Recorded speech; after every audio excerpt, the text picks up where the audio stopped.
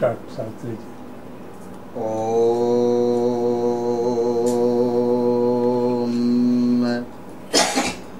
गजाननम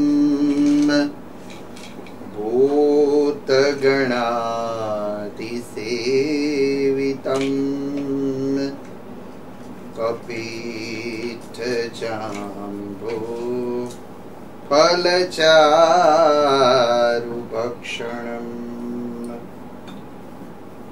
उमासुतं शोकविनाशकारकं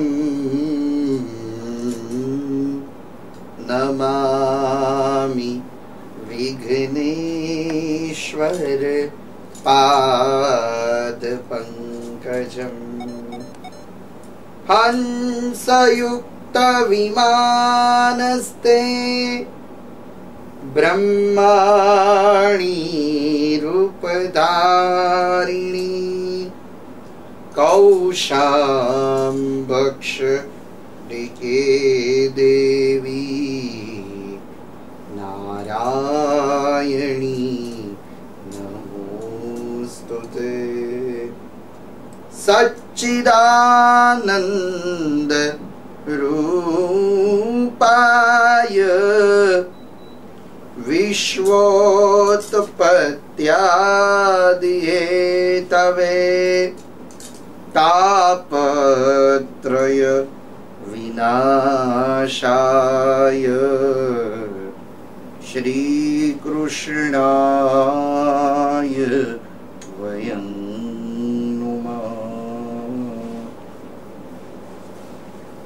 ओम श्री परमात्मने नमः। प्रह्लाद उवाच ब्रह्मादय सुरगणा मुनयोऽथ सिद्धा सत्त्वेकतानमुनयो वचस प्रमाणैर् नाराधितुं पुरुगणैर् न्यधुनाथ पिप्रू किं तुष्टुहम् अतिसमे हरिरुद्रजाते मन्ये धनानि बहुरूप तपौ श्रुतौ च तेज प्रभाव बल पौरुष बुद्धि योग नाराधयं पुरगणैः परं भवस्य भक्त्या तुतोष भगवान गजयूथपाय।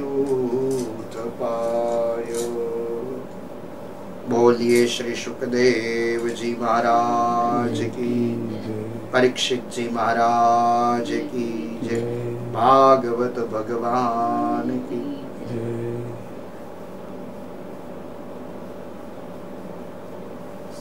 अपूर्व रस रूप श्रीमद् भागवत जी की कथा हम सुन रहे हैं। परम पवित्र पुरुषोत्तम मास और उसी उपलक्ष्य में श्रीमद् भागवत ये भगवान पुरुषोत्तम का ही स्वरूप है, वांगमय स्वरूप है। ये पुस्तक नहीं है, किंतु पुस्तक के रूप में साक्षात परमेश्वर है, ग्रंथ के रूप में गोविंद है, चौपड़ी के रूप में वह चिदानंद परमात्मा है। तो उन्हीं परमात्मा की गाथा भगवत कृपा से हम सुन रहे हैं। तो श्रीमद् भागवत जी का सप्तम स्कंध ये उति लीला है और उतयः कर्म वासना 15 अध्याय का सप्तम स्कंध है। 3 प्रकार की वासनाओं का निरूपण किया है। सद्वासना, असद्वासना और मिश्र वासना। उनमें सद्वासना यह प्रहलाद जी की है, असद्वासना हिरण्यकश्यपु की है, और मिश्र वासना साधारण मनुष्य की है। 15 अध्याय का 7वां स्कंध है। तो परीक्षित महाराज ने प्रश्न पूछा है 7वें स्कंध के प्रारंभ में कि सहद प्रिय सुहृद ब्रह्मन् भूतानां भगवान किल इंद्रस्यार्थे कथम दैत्य अवधि विषमो यथा। पूछा कि हम भगवान के लीला चरित्र को देखते हैं तो एक बात स्पष्ट होती है कि भगवान कभी कभी देखते हैं तो देवों को तारते हैं और दैत्यों को मारते हैं, ऐसा क्यों? तो शुकदेव जी महाराज ने कहा कि भगवान हरि का चरित्र अद्भुत है। भगवान किसी को मारते ही नहीं, भगवान तो सबको तारते हैं। तो सब लोगों की भक्ति करने का तरीका अलग अलग है। सब लोगों ने अलग अलग भाव से भगवान को पहचाना है। इसीलिए रामचरितमानस में भी कहा कि जाकी रही भावना जैसी प्रभु मूर्ति देखी तिन तैसी। जिनकी जैसी भावना, इनको ऐसे भगवान के दर्शन होते। तो गोप्य कामात् भयाद कंसः द्वेषा चेद्यादयं रूप संबंधाद वृष्णयत् स्नेहाद यूयं भक्त्या वयं विभु। गोप्य कामात्, गोपीजनों ने कामना से भगवान को भजन किया। इनकी कामना कौन सी थी? कि श्री नंदनंदन हमको पति के रूप में प्राप्त हो, वही कामना थी। तो इन्होंने ऐसी कामना से भगवान का भजन किया।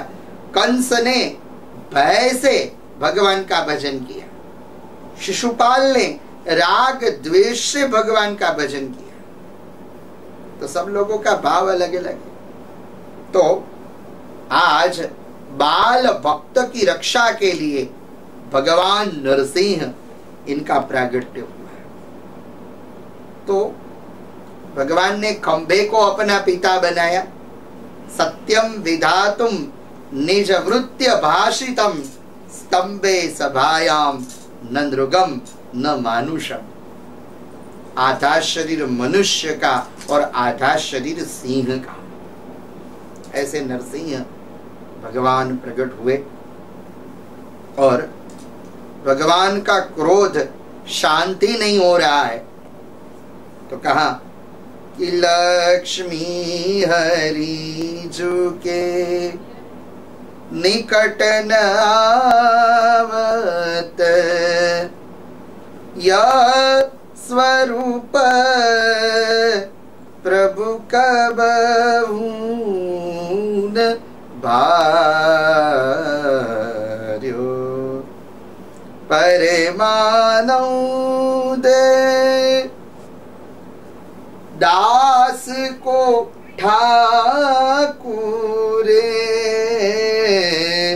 परमानौ दे दास को ठाकुर, भक्त वचन प्रतिपाद्यो।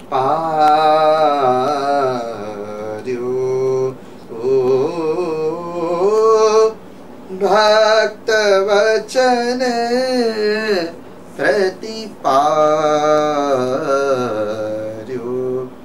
अपनो जन्म प्रहलाद गार्यो।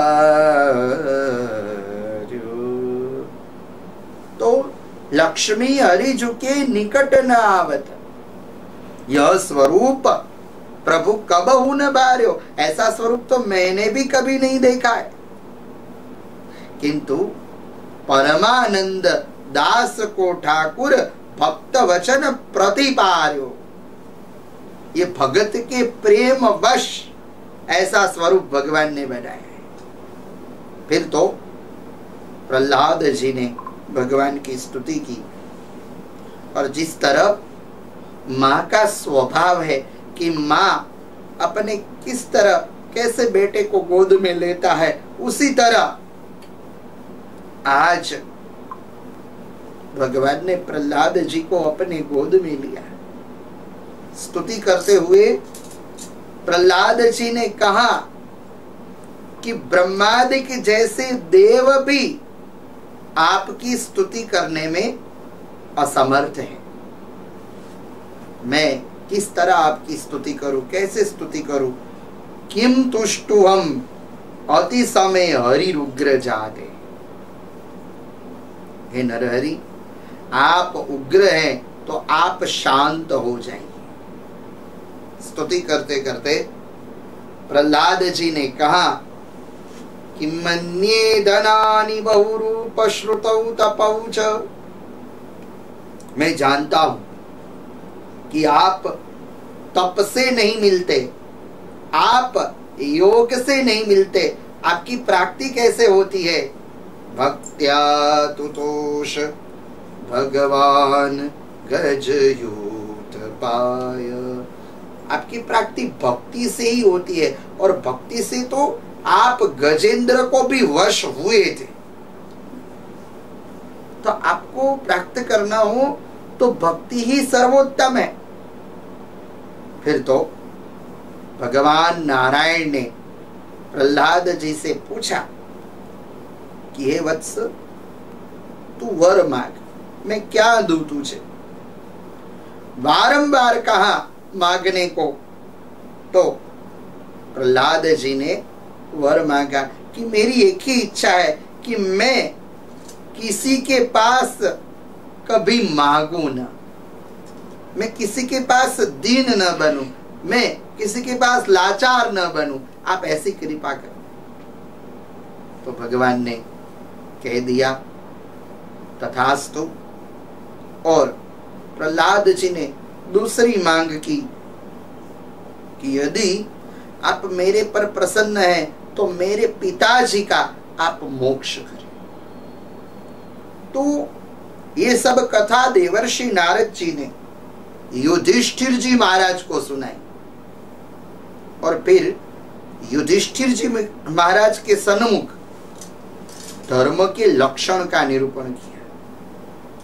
देवर्षि नारद जी ने कहा कि आप तो साक्षात धर्म हैं, आप सब जानते हैं, किंतु आपके माध्यम से जगत को कुछ प्रेरणा मिले, इसीलिए मैंने ये धर्म का लक्षण प्रतिपादित किया है। धर्म का लक्षण क्या है?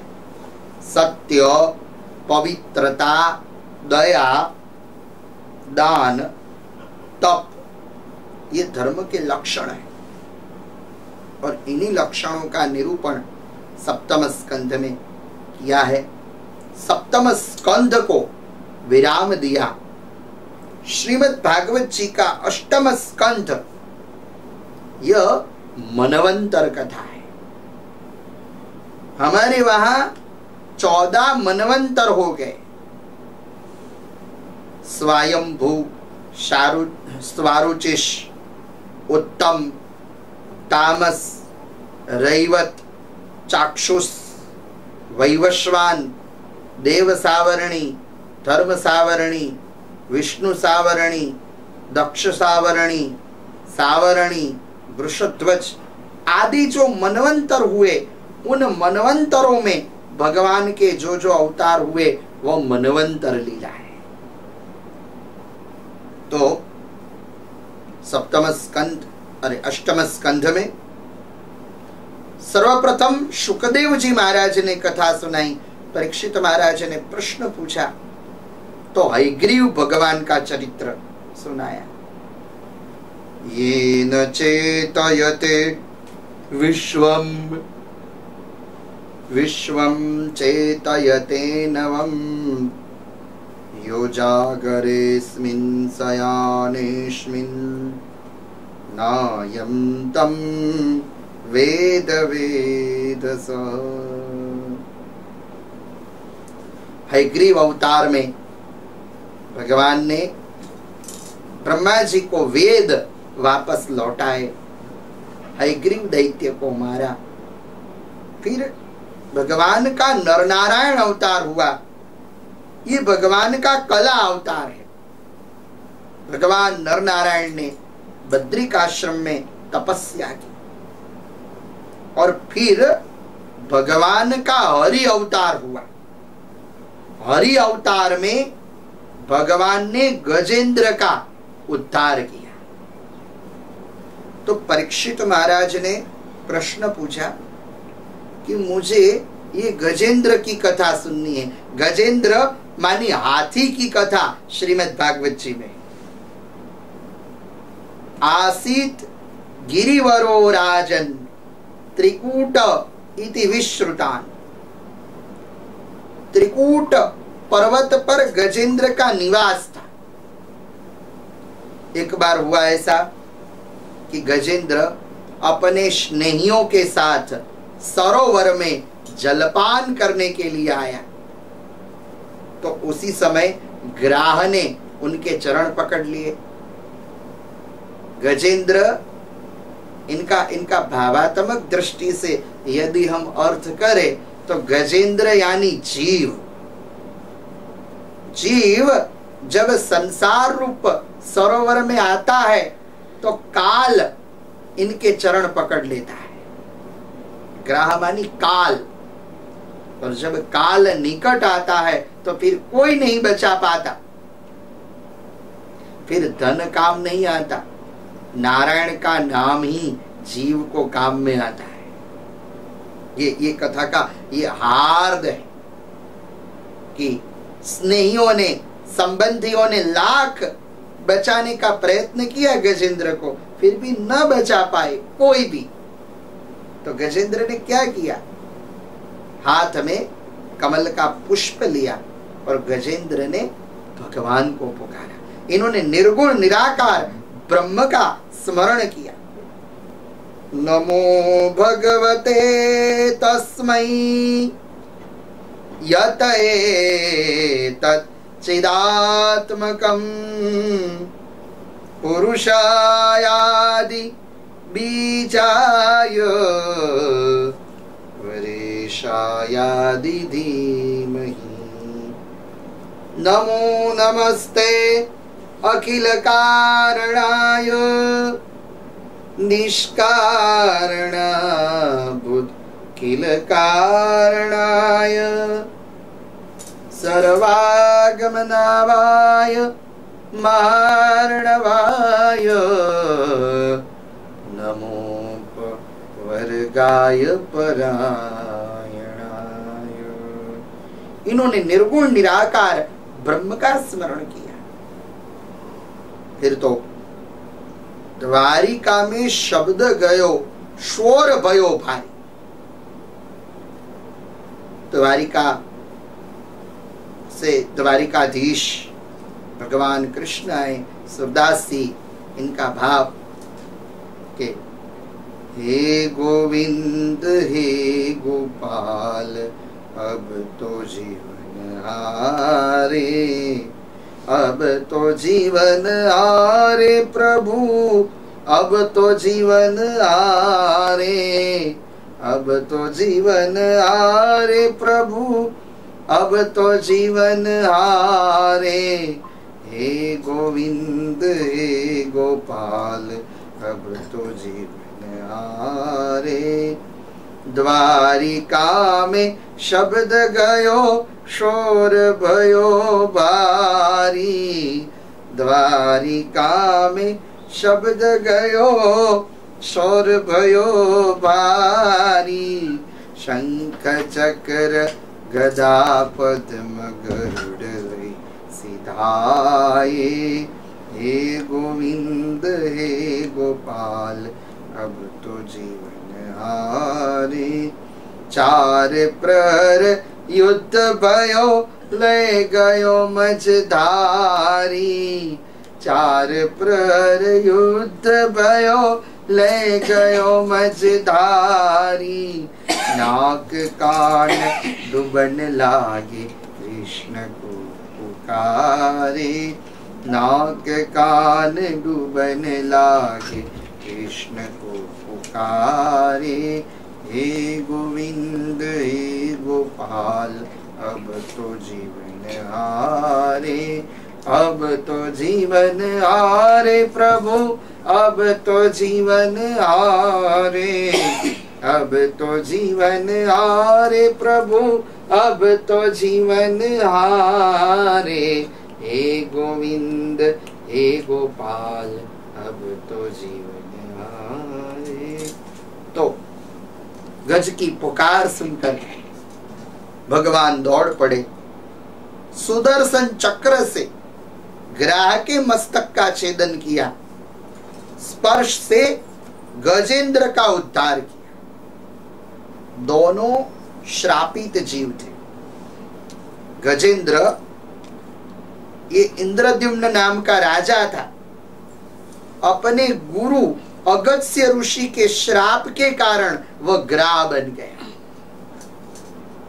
और अपने गुरु अगस्त्य ऋषि के श्राप के कारण वह गज बन गया, हाथी बन गया। और ग्राह ये व्यू नाम का गंधर्व था। देवल ऋषि के श्राप के वश वह ग्राह हो गया। तो भगवान ने दोनों का उद्धार किया। फिर तो भगवान ने दैत्यों को छलकर देवों को अमृत पान कराया। समुद्र मंथन किया देव और दानवों ने। दानव पक्ष में बलि महाराज है। तो मंदराचल पर्वत और वासुकी की सहायता से समुद्र मंथन हुआ। तो मंथन करते करते पहले ही कालकूट विष प्रकट हुआ। तो देवों ने कहा कि हम विषपान नहीं करेंगे। दैत्यों ने कहा हम नहीं पिएंगे। तो सब गए देवादिदेव महादेव जी के शरण में और सबने महादेव जी की स्तुति वंदना की। देवों ने देवाऊचु देव देव महादेव देव देव महादेव भूतात्मा भूत भावन त्राहिण शरणापन्ना त्रैलोक्य दहनाद विष। हे देवादिदेव, हे महादेव जी, आप कैसे हैं? भूत आत्मा, सभी जगह पर आप व्यापक हैं। ये त्रिलोक विष से जल रहा है, आप कृपा कीजिए। और फिर महादेव जी ने क्या किया? विष को अपने कंठ में रखा। महादेव जी का जो कंठ हुआ वह नील वर्ण का हुआ। महादेव जी नीलकंठ कहलाए। भयंकर जहर जब निकला, क्षीर सागर के मंथन से भरा, सब कंठ में पीकर विशंबर हो तो ऐसा। तो एक एक रत्न निकले। कौन कौन से रत्न निकले? लक्ष्मी कौस्तुभ पारिजातक सुरा, धनवंतरीश चंद्रमा, गावः कामधुगा सुरेश्वर गजो, रंभादि दैवांगना। लक्ष्मी माता जी का प्राकट्य हुआ। लक्ष्मी माता जी ने भगवान नारायण के कंठ में माला जी पहनाए। फिर तो एक एक रत्न निकले, कौस्तुभ मणि, पारिजात वृक्ष, रत्न। भावात्मक दृष्टि से यदि हम देखें तो ये संसार समुद्र मंथन है, और संसार रूपी समुद्र मंथन को जब हम मथते हैं तो कभी कभी विष भी निकलता है, कभी कभी अमृत भी निकलता है, कभी कभी रत्न भी निकलता है। सबको पचाने की तैयारी होनी चाहिए। जो सबको पचाए वही शिव है।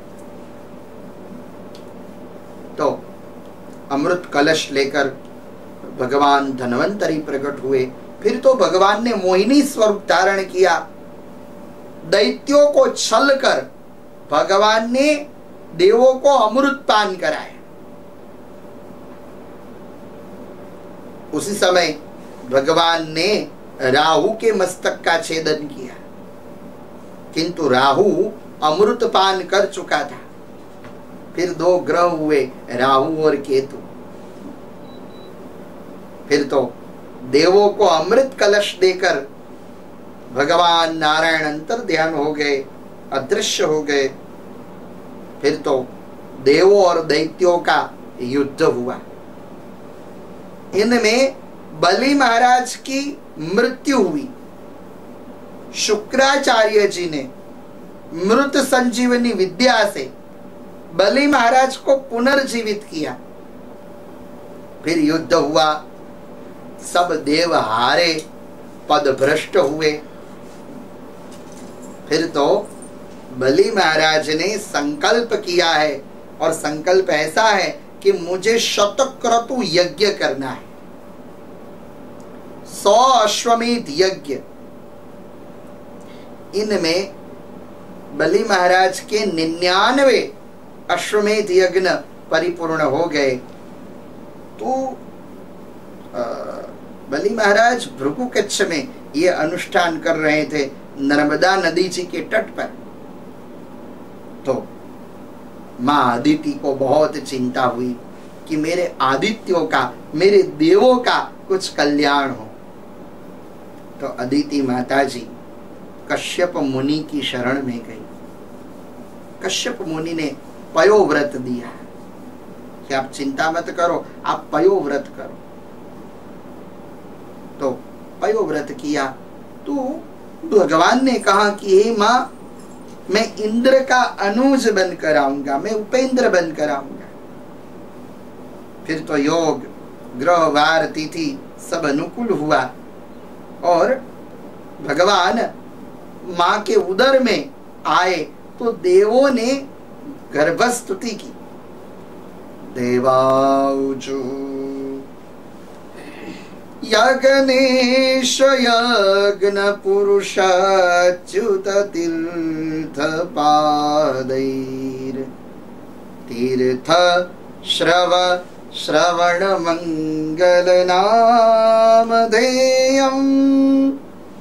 मापन्न लोकरुचिरो पशवो दयात्वं शन्न कुरुष भगवन्नसि दीननाथ। स्तुति करती हुई अदिति माता जी ने कहा कि आप कैसे हैं? तो विश्वाय विश्व भुवन स्थिति संयमाय। तो भगवान स्तुति से प्रसन्न हुए। फिर तो भाद्र शुक्ल द्वादशी के दिन मध्याह्न समय अदिति माता जी के उदर से भगवान वामन जी का प्रादुर्भाव हुआ। बोलिए वामन स्वरूप भगवान की जय। प्रगटे श्री वामन अवतार प्रगटे श्री वामन अवतार निरख अदिति मुख करत प्रशंसा निरख अदिति मुख करत प्रशंसा जग जीवन आधार प्रगटे श्री वामन अवतार प्रगटे श्री वामन अवतार। तो ऐसे वामन जी का प्रादुर्भाव हुआ। भगवान वामन को आकाश ने छत्र दिया। गुरुदेव बृहस्पति जी ने यज्ञोपवीत दीक्षा दी। ब्रह्मा जी ने कमंडल दिया। सरस्वती माता जी ने माला पहनाई और अन्नपूर्णा माता जी ने भिक्षा भगवान वामन को दी। फिर तो भगवान वामन भृगुकच्छ आए। उसी समय बलि महाराज ने स्वागत किया। स्वागतम भो महाभाग प्रियम किम कणवाणि हम। मैं आपका क्या प्रिय करूं? आप कैसे हैं? ब्रह्मर्षिणाम तपस्साक्षात्। आज मेरे आंगन में ब्रह्मर्षि आए हैं। ब्रह्मर्षि से तो अधिक आज तप मेरे आंगन में आया है। मैं बहुत प्रसन्न हूं। और फिर बलि महाराज ने क्या कहा? अद्य न पितरस्तृप्ता अद्य न पावितं कुलम् अद्य सृष्ट क्रतुवयम् यद भवान आगतो गृहान्। आज हमारे पितर तृप्त हुए। अद्य न पावितं कुलम्। आज हमारा कुल पवित्र हुआ। आपका आगमन हुआ। मैं आपकी क्या सेवा करूं? तो भगवान वामन ने भूमि के दान की मांग की कि मुझे भूमि दान दे दो। और 3 ही कदम में बलि का सब कुछ ले लिया। पहले 2 कदम में बलि का ले लिया और तीसरे कदम में बलि को ले लिया। शुक्राचार्य जी ने भी बहुत समझाने का प्रयत्न किया कि बलि ये सामान्य ब्रह्मचारी नहीं है, ये भगवान खुद है। किंतु बलि माना नहीं। तो पहले कदम में भगवान वामन में से विराट बन गए। एक चरण आकाश में, दूसरे चरण ब्रह्मलोक में ब्रह्मा जी ने प्रक्षालन किया चरणों का। और भगवान के चरण से जो जल प्रकट हुआ वही गंगा जी कहलाए। फिर तो बलि को पाश में बांधा कि अब तीसरा कदम कहां रखूं, तीसरा चरण कहां रखूं। तो बलि ने कहा कि मेरे मस्तक पर प्रस्थापित कीजिए। और जैसे ही मस्तक पर प्रस्थापित किया, बलि को सूतल में स्थान दे दिया, पाताल में। भगवान रक्षक बनकर रहे बलि के घर। फिर तो लक्ष्मी माता जी ने भगवान को मुक्त करवाया। भगवान ने कहा कि बलि, तेरे को इंद्र होना है ना, अब दूसरे मनवंतर में मैं तेरे को इंद्र बनाऊंगा, तो फिक्र मत कर।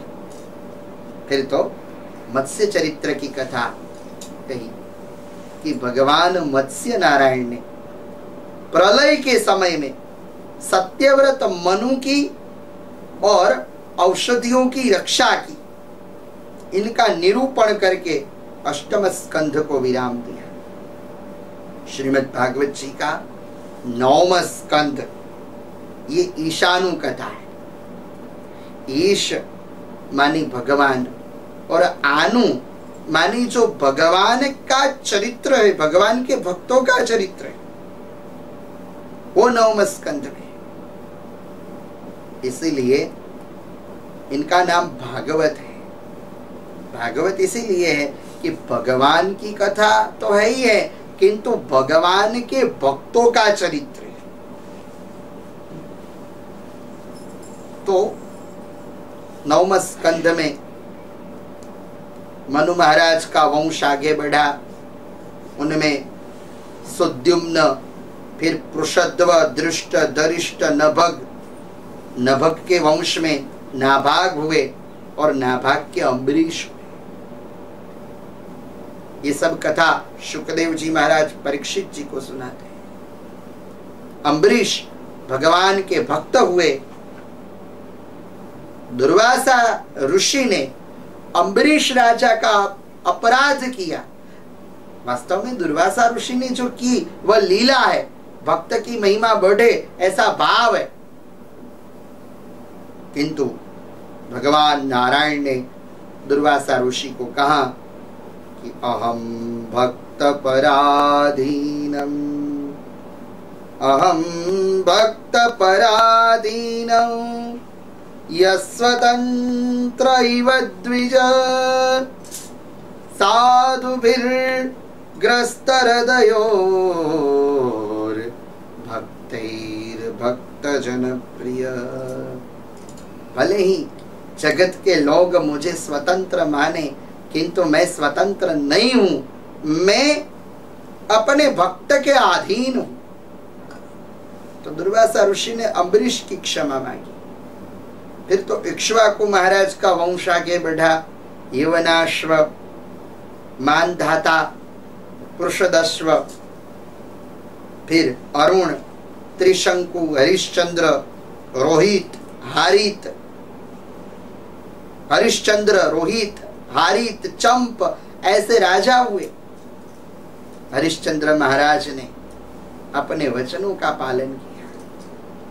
इस वंश में सगर नाम के राजा हुए और सगर राजा के जो पुत्र हुए वह सागर कहलाए।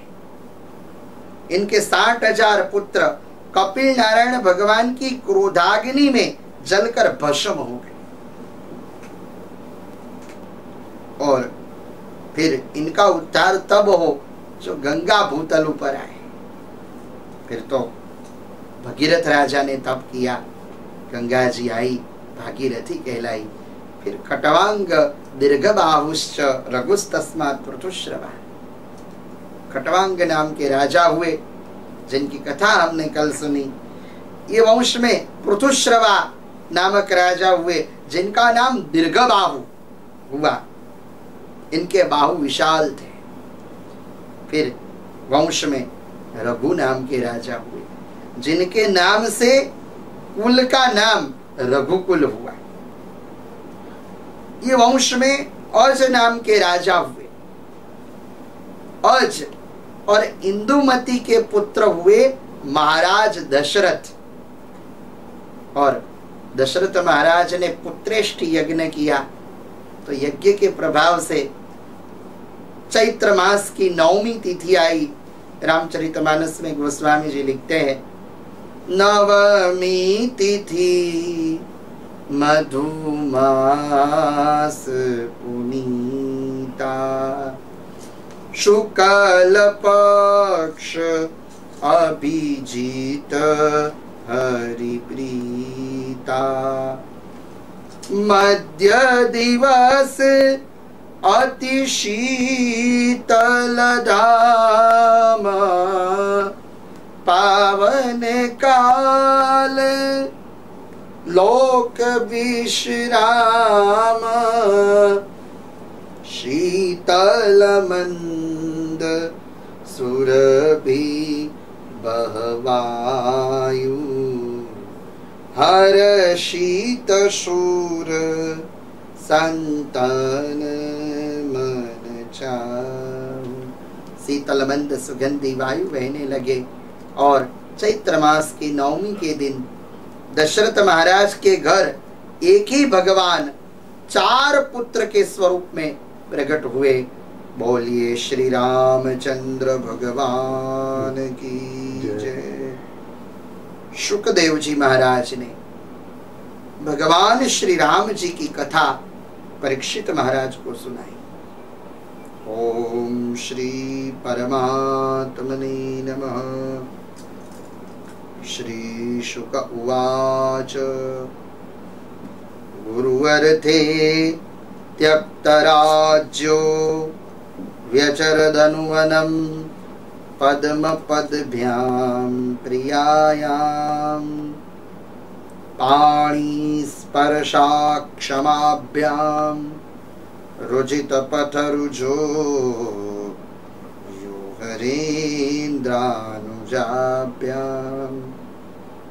वैरूप्यां सुरपणख्यां प्रियवीररुषां रोपितस्त्रो विजृम्भैर प्रस्ताविर बद्धसेतु कलदववदनां कौशलेन्द्रोवतान।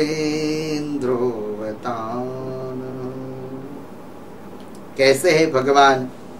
तो कहा कि गुरु अर्थे त्यक्त राज्यो, पितृ आज्ञा पालन करने के लिए भगवान वन में गए। अकेले नहीं है, सीता माता जी साथ में है। तो 14 वर्ष पितृ आज्ञा पालन करने के लिए भगवान वन में गए। और वन में क्या किया?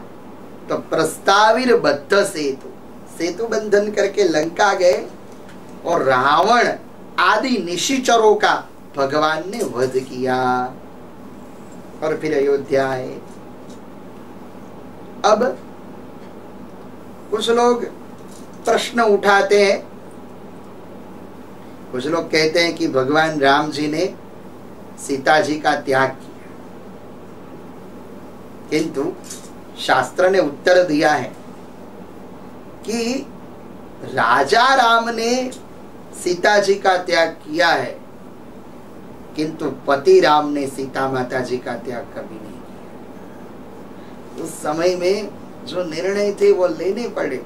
राजा थे तो आसन पर बैठे तो इन्होंने संकल्प किया कि स्नेहम दयाम च सौख्यम च यदि वा जानकीमपि आराधनाय लोकानां मुंचतो नास्ति मे व्यथा। भगवान क्या कहते हैं कि प्रजा के सुख के लिए यदि मुझे मेरी जानकी को भी त्यागना पड़े तो मैं संकोच नहीं करूंगा। तो राजा राम ने निर्णय लिया है, किंतु पति राम ने सीता जी का त्याग नहीं किया। और सीता माता जी को स्वयं जाने की इच्छा थी। देखो वाल्मीकि रामायण में प्रसंग है कि जब सीता माता जी की सगर्भा अवस्था हुई तो हमारे वहां जब बहनों की ऐसी अवस्था होती है तो इनकी हर इच्छा पूरी की जाती। तो सीता माता जी ने इच्छा रखी भगवान राम जी के सन्मुख। और क्या इच्छा रखी? वाल्मीकि रामायण में श्लोक है, उत्तरकांड में 42वां सर्ग और 30वें नंबर का श्लोक। क्या कहते हैं? स्मितम कृत्वा तु वैदेही। सीता माता जी ने स्मित हास्य किया और सीता माता जी ने भगवान को कहा कि तपोवनानि दिव्यानि द्रष्टुमिच्छामि राघव, गंगा द्वारोपविष्टामि ऋषीणाम उग्र तेजसाम। हे राघव, तपोवनानि दिव्यानि, मुझे तपोवन देखने की इच्छा है। द्रष्टुम इच्छामि राघव। किंतु देखो यहां पर शब्द प्रयोग सीता माता जी ने ये किया कि मुझे देखने की इच्छा है। ऐसा प्रयोग नहीं किया कि चलो हम दोनों साथ में चले। तपोवनानि दिव्यानि द्रष्टुम इच्छामि राघव, मया द्रष्टुम इच्छामि, मुझे देखने की इच्छा है राघव। और कहां जाना है? गंगा नदी के तट पर जाना है, ऋषियों के दर्शन करने हैं। तो ये सब गूढ़ रहस्य है। तो भगवान श्री राम जी अपने अवतार कार्य को संपन्न करके साकेत धाम में पधारे। 11,000 वर्ष भगवान श्री राम जी भूतल पर रहे। फिर तो भगवान श्री राम जी के 2 पुत्र हुए, लव और कुश। फिर तो प्रत्येक भाई के 2-2 बेटे हुए। भरत जी के 2 बेटे हुए, अंगद और चित्रकेतु। भरत जी, लक्ष्मण जी महाराज के 2 बेटे हुए, अंगद और चित्रकेतु। भरत जी के 2 पुत्र हुए, तक्ष और पुष्कल। शत्रुघ्न महाराज के 2 पुत्र हुए, सुबाहु और श्रुतसेन। फिर तो लव का वंश आगे बढ़ा। लव के वंश में अतिथि नाम के राजा हुए, ध्रुव संधि नाम के राजा हुए, सौदास हुए। ध्रुव संधि के पुत्र सुदर्शन हुए। अंतिम राजा सौमित्र हुआ। फिर तो निमि के शरीर का मंथन किया। मंथन से मिथि राजा प्रकट हुए। मिथि राजा ने नगर का निर्माण किया। नगर का नाम हुआ मिथिला। इस वंश में जो जो राजा हुए जनक कहलाए। जनक एक पदवी हो गई। शीलध्वज नाम के जनक महाराज हुए, ये सीता माता जी के पिता हुए। फिर तो चंद्र वंश में अत्रि मुनि के वहां दत्त, दुर्वासा और चंद्रमा, इनका प्रादुर्भाव हुआ। चंद्र वंश में आयु, शतायु, भद्रायु आदि राजा हुए। रंतिभार, रंतिदेव आदि राजा हुए। फिर तो चंद्र वंश में गांधी राजा हुए। गांधी राजा के पुत्र विश्वामित्र जी हुए। भगवान परशुराम भी इस वंश में इनका प्रादुर्भाव हुआ। फिर तो चंद्र वंश में दुष्यंत हुए। दुष्यंत के पुत्र भरत हुए। फिर तो इस वंश में ययाति नाम के राजा हुए, नहुष के पुत्र। और ययाति को 2 महारानियां थी, शर्मिष्ठा और देवयानी। इनसे 2 पुत्र हुए, यदु और पुरु। तो पुरु वंश में प्रतीप नाम के राजा हुए। प्रतीप के पुत्र हुए बालिक, शांतनु और देवापी। तो शंतनु राजा, इनके 2 पुत्र हुए, चित्रांगद और विचित्र वीर्य। तो विचित्र वीर्य के वहां भगवान वेदव्यास जी की कृपा से धृतराष्ट्र, पांडु और विदुर का जन्म। फिर तो यदु महाराज का जो वंश आगे बढ़ा वह यदु वंश कहलाया। यदु वंश में सूरसेन नाम के पुत्र हुए। सूरसेन के पुत्र वसुदेव जी हुए। और देवक राजा ने अपनी 7 बेटियों का विवाह वसुदेव जी के साथ करवाया, जिनमें देवकी जी प्रमुख थी। तो देवकी जी के वहां 8वें बालक के रूप में भगवान का प्रादुर्भाव हुआ।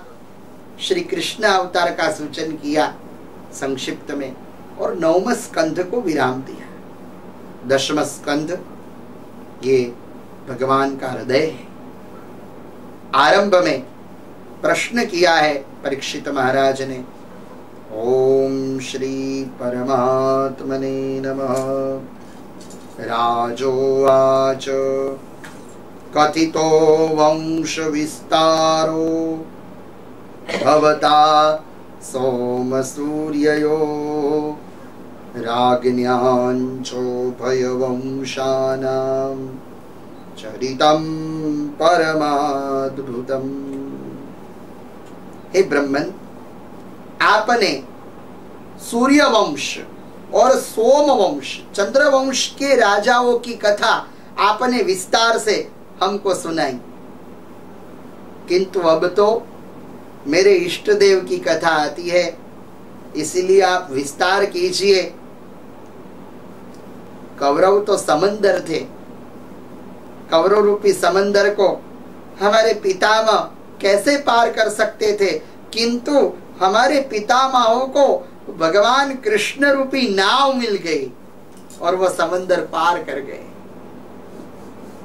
तो ऐसे भगवान की कथा दिग्विजय के समय में मैंने अनेक राजाओं के मुख से श्रवण की है, किंतु आप जैसे ब्राह्मण के मुख से सुनने का आनंद कुछ अलग होगा। तो शुकदेव जी महाराज ने कहा परीक्षित महाराज को कि हे राजा, आज चतुर्थ दिन की संध्या है, आज चौथा दिन है, आपने अन्न जल कुछ ग्रहण नहीं किया। यदि आपको जलपान करना है तो मैं कथा को विराम दूं, आप जलपान कर लो, आप फलाहार कर लो। तो कहा कि हम कथामृत का पान कर रहे हैं। तो कथामृत के समय में फलाहार और जलपान की अपेक्षा और आकांक्षा कौन रखे? और भगवान की कथा कैसी है? निवृत्त तर्षै रूपगीयमानात् भवौषधा श्रोत्रमनोभिरामात् कौत्तम श्लोक गुणानुवादान् पुमां विरज्ये तबिना पशुघ्न। भगवान की कथा ऐसी है कि बड़े बड़े योगी भी अपनी साधना को छोड़कर भगवान की कथा सुनने के लिए आते हैं।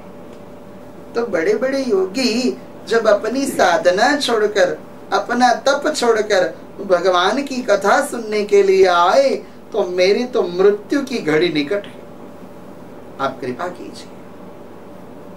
फिर कहा शुकदेव जी महाराज ने, सुत जी निवेदन करते हैं, एवं निशम्य मय भृगुनंदन साधुवादम वैयासकिस्स भगवान त विष्णुरादम।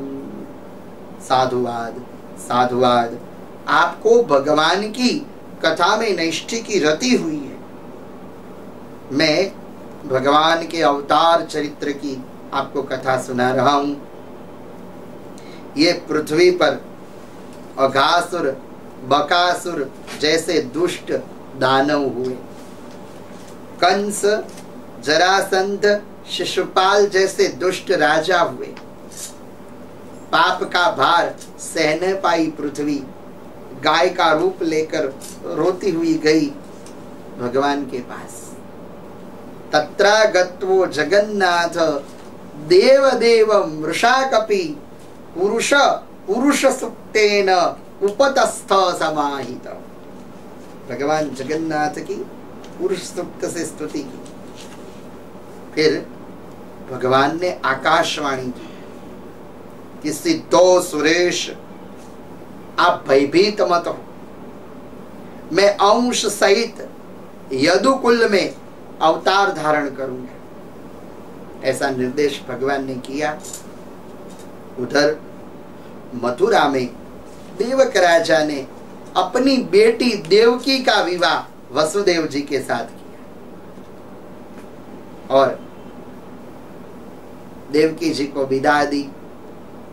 कंस सारथी हुआ और जब सारथी हुआ, रथ में ले जा रहा था, उस समय आकाशवाणी हुई, प्रति प्रग्रहित कंस मा भास्य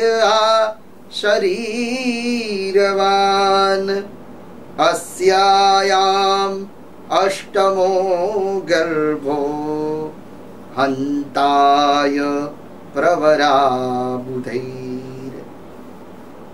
हे कंस, तू तेरी बहन को प्रेम और स्नेह कर रहा है, किंतु इनकी 8वीं बालक से तेरी मौत होगी। फिर तो कंस देवकी को मारने के लिए तैयार हुआ। तो वसुदेव जी ने कहा कि हे कंस, जातस्य ही ध्रुवोर मृत्युर मृत्युर्वै प्राणिनाम ध्रुव। हे कंस, मृत्यु का कारण रोग नहीं है, किंतु मृत्यु का कारण जन्म है। जो व्यक्ति जन्म लेता है, इनको एक ना एक दिन मरना पड़ता है। तो खाक में खप जाना पंदे, पवन से उड़ जाना, थोड़ा करो अभिमान, एक दिन मिट्टी में मिल जाए। तो कहने का भाव ये है कि फिर भी तेरे को देवकी से कोई आपत्ति नहीं है, देवकी के संतानों से आपत्ति है। मैं वचन देता हूं कि मैं प्रत्येक बालक तेरे को प्रदान कर दूंगा। तो देवकी और वसुदेव जी को कंस ने कैद किया। 6 संतान हुई। कंस ने मारा नहीं 6 बालकों को। फिर नारद जी ने सोचा कि ये गलत हो रहा है। नारद जी आए, कहा कि आकाशवाणी याद है? कहा कि हाँ महाराज याद है, 8वें बालक से मेरी मौत है। तो देवर्षि नारद जी ने कहा कि कहां से लेकर 8वां, कौन सा 8वां? पहला भी 8वां हो सकता है और अंतिम भी 8वां हो सकता है, इसीलिए सावधान रहना। फिर तो कंस ने 6 बालकों का वध किया। फिर तो भगवान ने संकल्प ले लिया, शेष जी को बुलाया। शेष जी को कहा कि हे शेष, आपको विशेष होना है। रामा अवतार में आप छोटे भाई थे, अब आपको बड़े भाई बनना है। जाओ, देवकी जी के 7वें गर्भ के रूप में आप जाओ। शेष जी गए। फिर भगवान ने योग माया को बुलाए। योग माया को बुलाकर कहा कि आपके बिना लीला कैसे होगी। जो भगवान शेष देवकी जी के उदर में है, आप अपनी माया से उठाकर वसुदेव जी के जो दूसरी पत्नी है वसुदेव जी की, रोहिणी जी, इनके उदर में आप प्रस्थापित करो। फिर आप आना यशोदा जी के घर बेटी बनकर, और मैं आऊंगा वसुदेव जी के वहां पुत्र बनकर। योग माया और कोई नहीं थी, किंतु साक्षात जगदम्बा थी, मां थी। तो मां ने लीला की और ब्रजमंडल में 1 वर्ष पहले बलराम जी महाराज का प्रादुर्भाव हुआ। फिर तो एक दिन बीतता गया, आषाढ़ गया और श्रावण आया। श्रावण में भी शुक्ल पक्ष गया और कृष्ण पक्ष आया। अष्टमी की मध्य रात्रि आई और देवकी जी वसुदेव जी कारागार में विराजमान थे। तो भगवान ने क्या किया? शुकदेव जी महाराज कथा सुनाते हैं राजन। ओम श्री परमात्मने नमः। श्री शुक उवाच भगवानति विश्वात्मा भक्तानां भयंकर आविवेशांश भावेन मन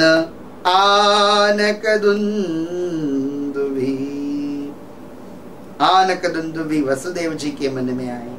भगवान वसुदेव मानी शुद्ध विचार और देवकी जी मानी शुद्ध भाव।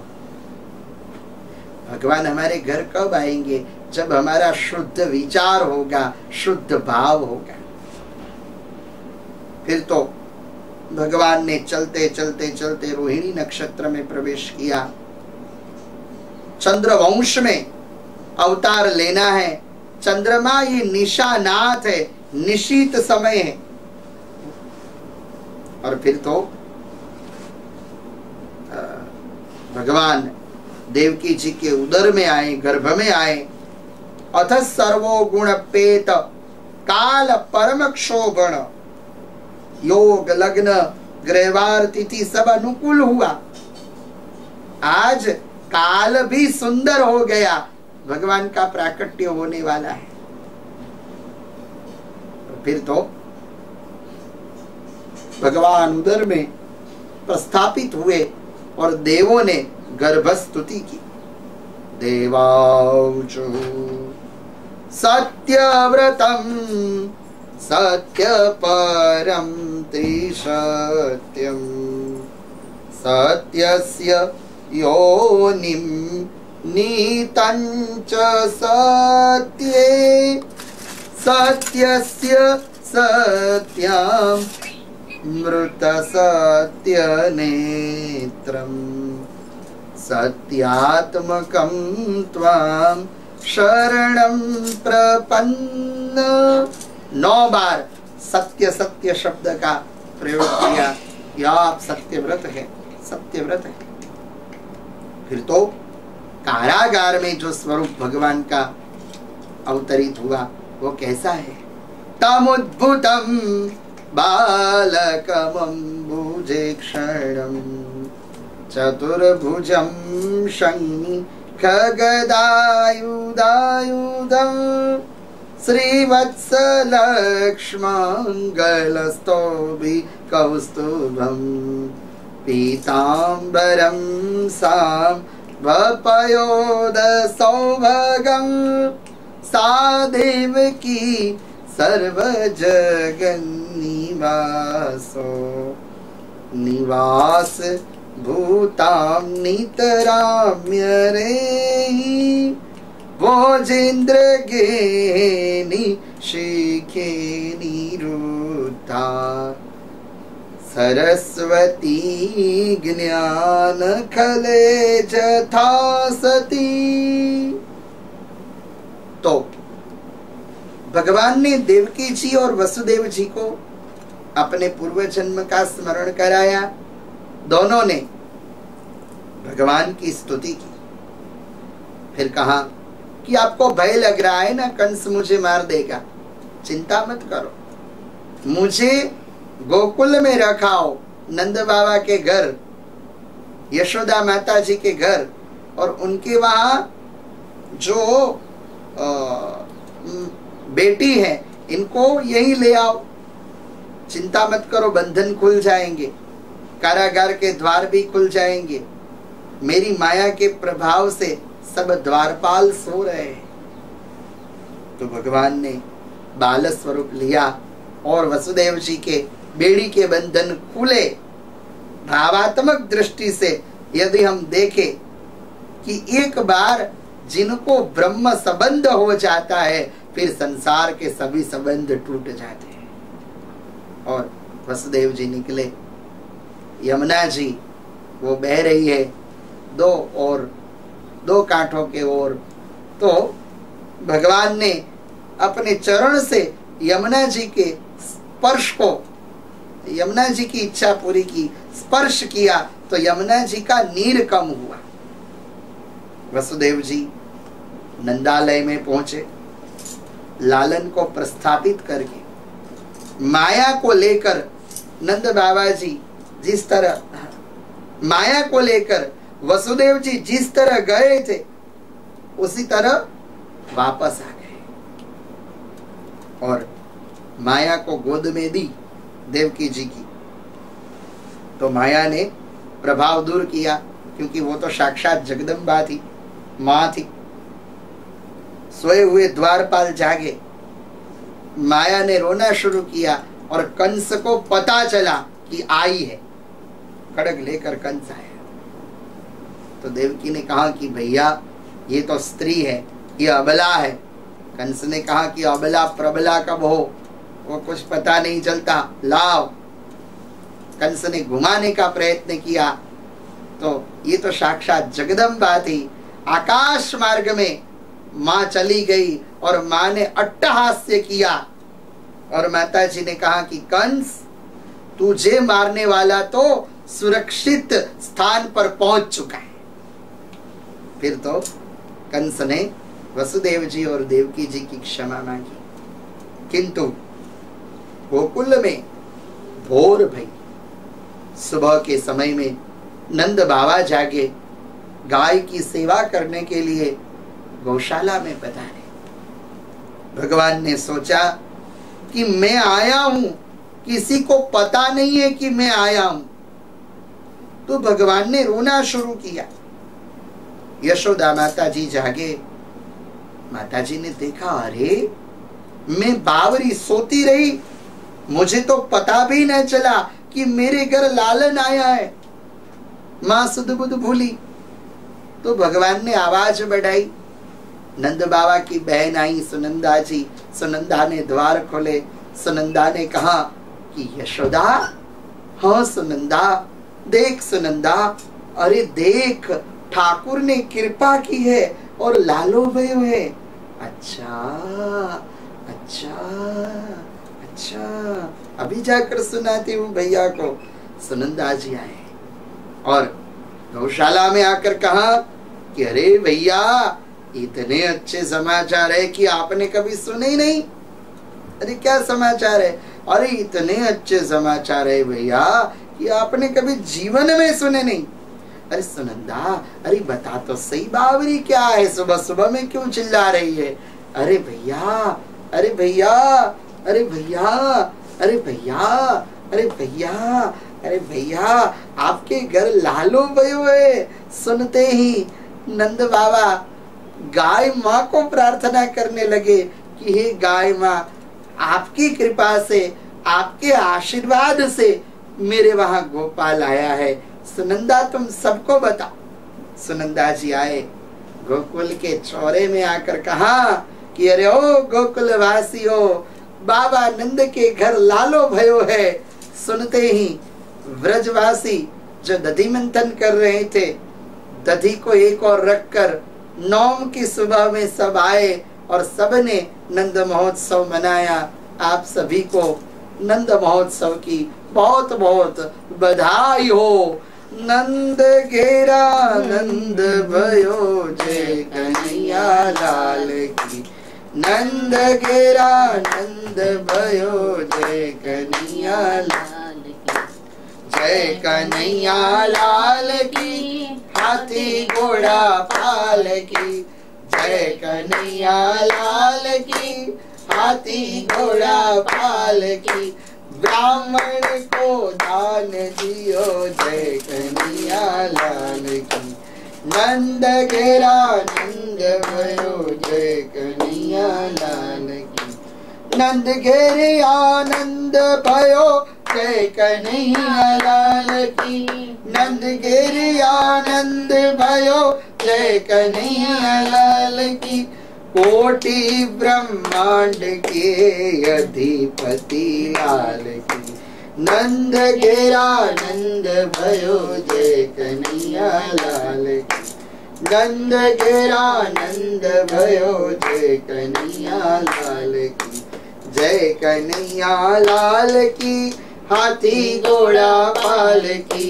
जय कन्हैया लाल की, हाथी घोड़ा पाल की। नंद घेरा नंद भयो, जय कन्हैया लाल की। नंद घेरा नंद भयो, जय कन्हैया लाल की। नंद घेरा नंद भयो, जय कन्हैया लाल की। नंद घेरा नंद भयो, जय कन्हैया लाल की। कृष्ण कन्हैया लाल की। छुम छुम बाजे घुघरिया,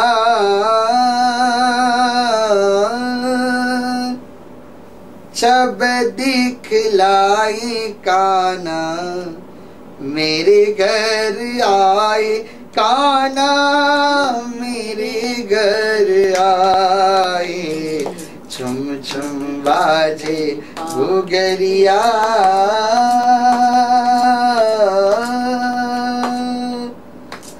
छब दिखलाए काना, मेरे घर आए लाला, मेरे घर आए।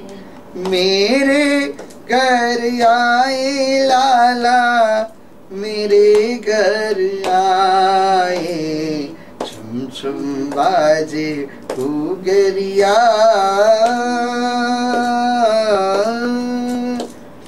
रैन अंधेरी चंद्र स्वरूपिणी आ गए, आ गए। मौत यशोदा और हम सबको भागे, भागे। कांधे कारी कामरिया,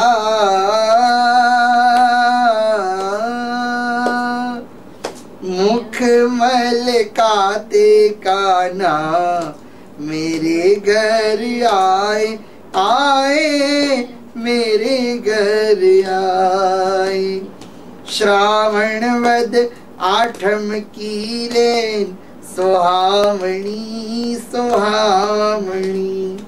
आनंद मंगल गाए सब गज गामिनी, गामिनी। ऐसे प्यारे सावरिया,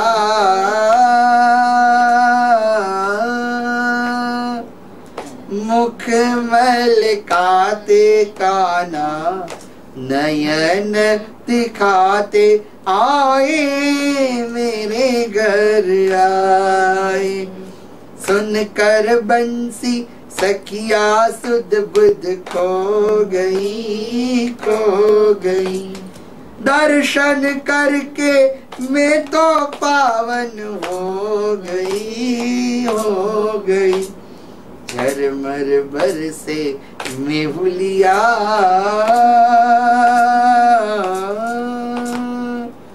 सतार सा गुण तो गावे मेरे घर आए लाला, मेरे घर आए। छुम छुम बाजे घुघरिया,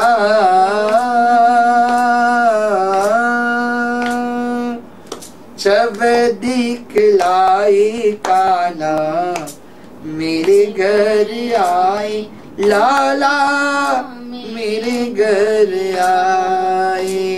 नंद घेरा नंद भयो जय कन्हैया लाल की, नंद के आनंद भयो जय कन्हैया लाल की।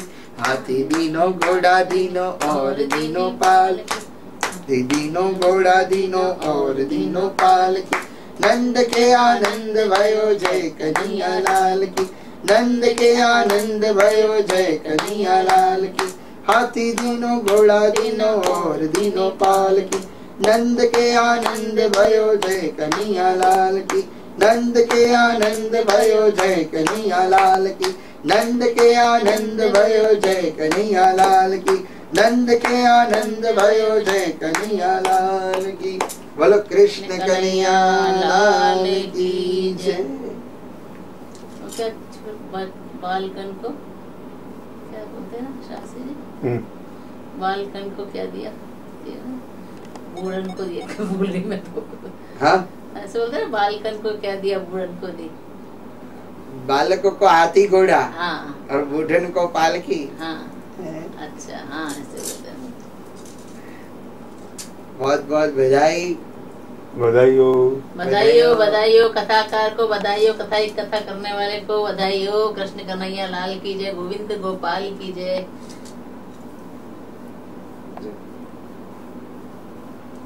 हो गया कथा? हाँ, थाल ले ले। एक भजन और गाओ ना शास्त्री जी, कन्हैया का भजन गाओ चटपटा सा।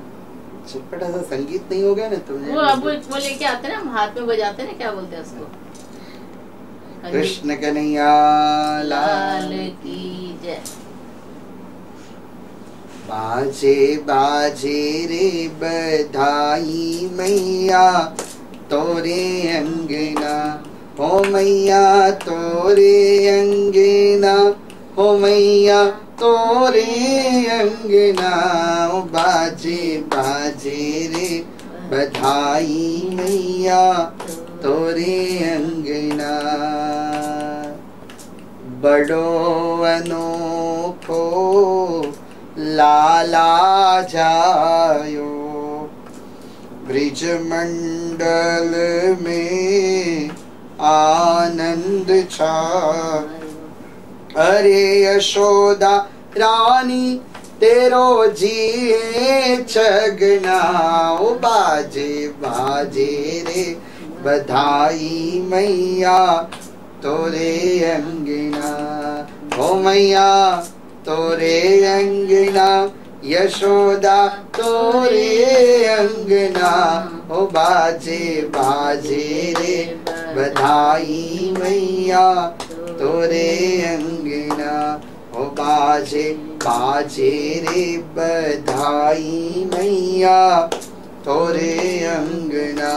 ओ मैया तोरे अंगना, यशोदा तोरे अंगना, ओ बाजे बाजे रे बधाई मैया तोरे अंगना।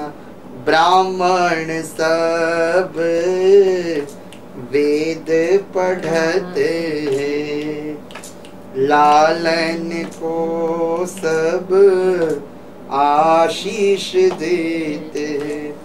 अरे यशोदा रानी तेरो जिए छगना, ओ बाजे बाजे रे बधाई मैया तोरे अंगना।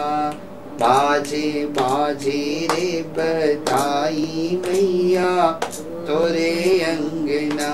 ओ मैया तोरे अंगना, ओ मैया तोरे अंगना, ओ बाजे बाजे रे बधाई मैया तोरे अंगना। कृष्ण कन्हैया लाल की जय, गोविंद गोपाल की जय, हरे मुरारी नंद लाल की।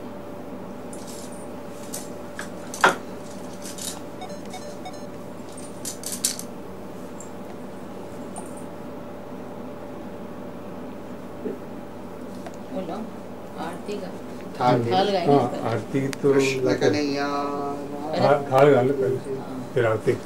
7 दिवस ना भोजनिया प्रभु जमवा बेला आवो रे। सोमवारे शीरो पूरी जमवा बेला आवो रे। मंगलवारे मोहन थाड़ प्रभु जमवा वेलायावो रे। बुधवारे बर्फी पेड़ा जमवा वेलावो रे। गुरुवारे गुलाब जामु जमवा वेला आवो रे। शुक्रवारे सूतर पेणी जमवा वेला आवो रे। शनिवारे सुखड़ी बनावी जमवा वेला आवो रे। रविवारे रसगुल्ला प्रभु जमवा वेला आवो रे। 7 दिवस ना भोजनिया प्रभु जमवा वेला आवो रे। जड़ यमुनानी जारी भराऊं आचमन करवाया मोरे। लविंग सुपारी पान ना बिड़ला मुखवास करवा आवो रे। 7 दिवस ना भोजनिया प्रभु जमवा वेला आवो रे। 7 दिवस ना भोजनिया प्रभु जमवा वेला आवो रे। कृष्ण कन्हैया लाल की जय। वो लारी 56 भोग का भी लगा देता है, इसका सीजन है। रुकना तो मेरा मोबाइल आने इसमें है।